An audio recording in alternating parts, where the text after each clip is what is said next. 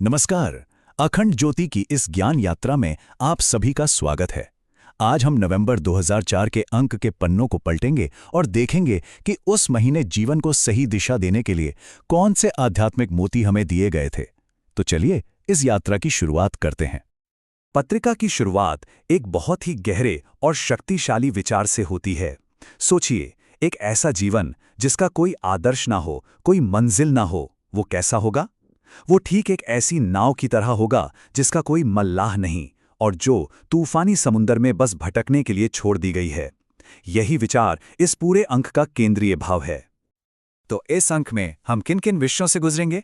सबसे पहले हम आदर्शों की राह को समझेंगे, फिर एक नए युग के दर्शन पर नजर डालेंगे।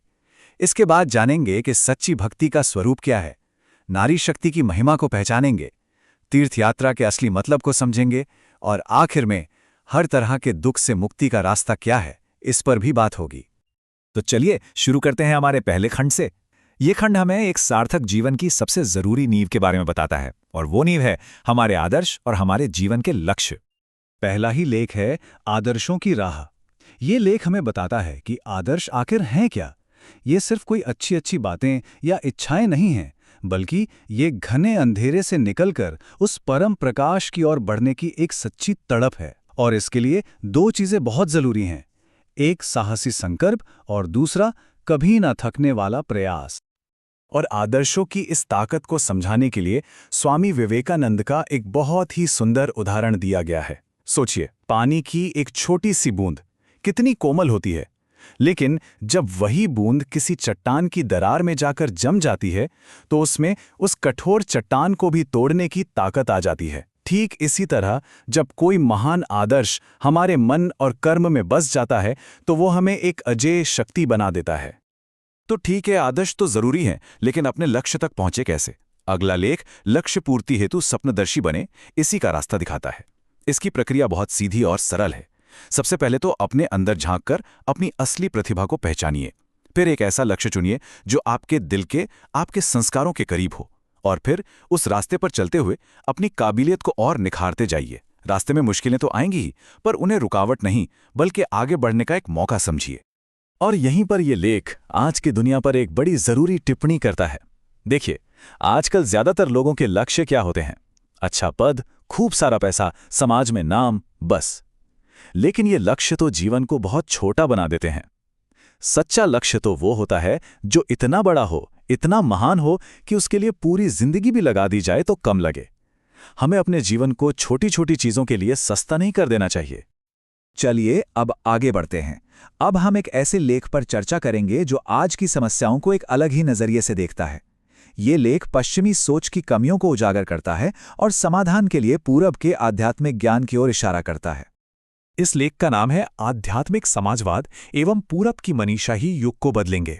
इसमें एक तरफ फ्राइड, डार्विन और मार्क्स जैसे पश्चिमी विचारकों के सिद्धांत हैं और दूसरी तरफ पूरब के समाधान हैं। विवेकानंद का ब्रह्मचर्य जो ऊर्जा को बदलने की बात करता है, श्री अरविंद का सचेतन विकास और आध्यात्मिक समाजवाद जो कहता है कि समाज का भला तभी होगा जब हर एक इंसान का आध्यात्मिक उत्थान होगा। ये बहुत दिलचस्प है कि कैसे ये लेख फ्रॉइड के कामुकता के सिद्धांत का जवाब विवेकानंद जी के ब्रह्मचर्य के सिद्धांत से देता है। देखिए, यहां ब्रह्मचर्य का मतलब अपनी इच्छाओं को दबाना बिल्कुल नहीं है, बल्कि इसका मतलब है अपनी शारीरिक ऊर्जा को एक बहुत ही शक्तिशाली आध्यात्मिक ऊर्जा में बदलना, जिसे ओज कहते हैं। यही ओज हमें मानसिक ताकत और एक मजबूत चरित्र देता है। इसी तरह जहां डार्विन कहते हैं कि विकास का आधार संघर्ष है, वहीं श्री अरविंद का दर्शन कहता है कि नहीं, आध्यात्मिक विकास कोई संघर्ष नहीं है, ये तो चेतना की एक यात्रा है जिसमें इंसानियत संघर्ष से नहीं बल्कि आपसी सहयोग से दिव्यता की ओर बढ़ती है।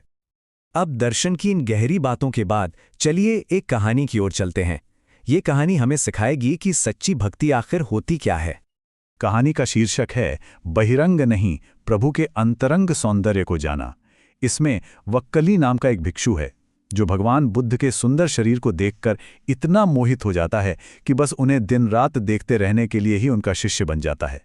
उसका पूरा ध्यान बुद्ध के उपदेशों पर नहीं, सिर्फ उनके बाहरी रूप रंग पर था। बुद्ध ने वक्कली को कई बार समझाने की कोशिश की। उन्होंने एक बहुत ही गहरी बात कही। उन्होंने कहा, इस नाशवान शरीर को देखने से क्या मिलेगा? अरे, जो मेरे धर्म को यानी मेरी शिक्षाओं को देखता है, असल में वो ही मुझे देखता है। लेकिन वकले की यह आदत नहीं छूटी।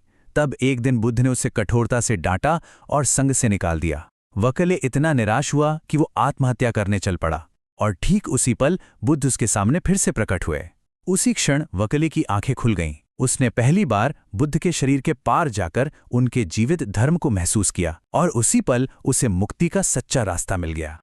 इस खूबसूरत कहानी के बाद हमारा अगला खंड देवी गायत्री की महिमा और नारी शक्ति के आध्यात्मिक महत्व को समर्पित है।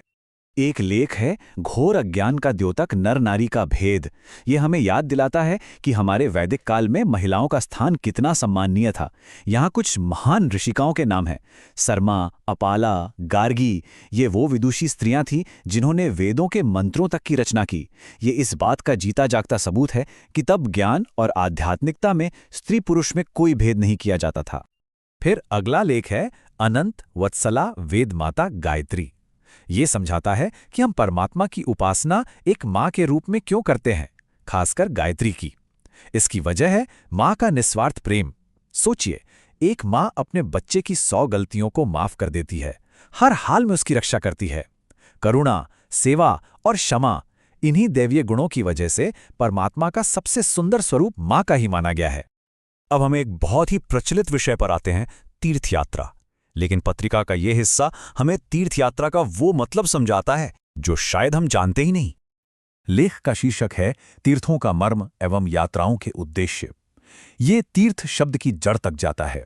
देखिए, ये शब्द त्रि धातु से बना है, जिसका मतलब होता है पार करना। तो तीर्थ सिर्फ कोई जगह नहीं है, तीर्थ एक साधन है, एक ऐसा साधन जो हमें दुख, अज्ञान और मोह के सागर से पार ले जाकर एक ऊंची चेतना की अवस्था तक पहुंचाता है।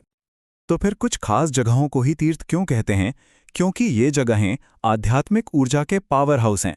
ऐसा इसलिए है क्योंकि हजारों सालों से इन जगहों पर अनगिनत ऋषियों और संतों ने घोर तपस्या की है। उनकी उस तपस्या से जो शक्तिशाली आध्यात्मिक तरंगें पैदा हुईं, वो आज भी वहाँ के कण कण में मौजूद हैं, और वही ऊर्जा वहाँ जाने वालों की चेतना पर गहरा असर डालती है। और अब हम इस अंक की अंतिम और शायद सबसे जरूरी शिक्षा पर आते हैं, एक ऐसा सूत्र जो इंसान के हर दुख का कारण और निवारण बताता है। लेख है गायत्री द्वारा संपूर्ण दुखों का निवारण। इसके अनुसार दुनिया में चाहे जितने भी दुख हों, उन सब का स्रोत, उन सब की जड़ सिर्फ एक है, कुबुद्धि, यानी गलत सोच, विकृत बुद्धि। हमारी आत्मा का असली स्वभाव तो आनंद है, बिल्कुल एक दहकते हुए अंगारे की तरह। लेकिन कुबुद्धि उस अंगारे पर जमी हुई राख की परत जैसी है, जो उसके असली प्रकाश और गर्मी को बाहर आने ही नहीं देती, और इसीलिए जीवन में दुख महसूस होता है। तो फिर इसका समाधान क्या है? अगर कुबुद्धि राख है तो उसे हटाने का तरीका क्या है? तरीका है सद्बुद्धि, यानी सही विवेक। और गायत्री मंत्र इसी सद्बुद्धि का, इसी विवेकपूर्ण बुद्धि का प्रतीक है। गायत्री साधना का अभ्यास धीरे धीरे उस कुबुद्धि की राख को फूंक मारकर उड़ा देता है, और आत्मा का अपना सहज प्रकाश और आनंद फिर से चमकने लगता है।